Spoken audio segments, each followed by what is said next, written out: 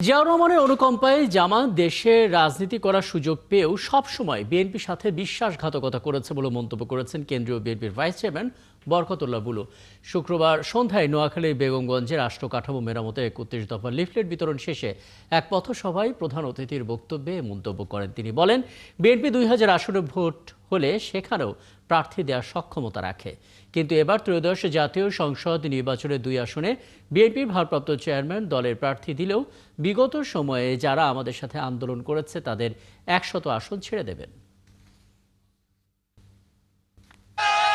ঢাকাতে অনেক বড় বড় আওয়ামী লীগের ব্যবসায়ীরা আজকে আপনাদের সামনের কাতারে আসে বসে।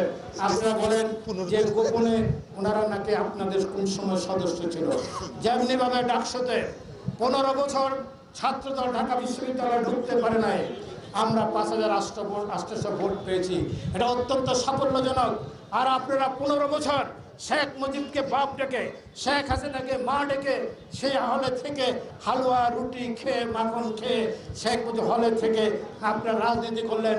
আর ৫ই আগস্টের পরে বললেন শেখ মুজিব মুর্দাবাদ, শেখ হাসিনা মুর্দাবাদ, তার ফাঁসি চান। আপনাদের মতো বেঈমানতা হতে পারে না।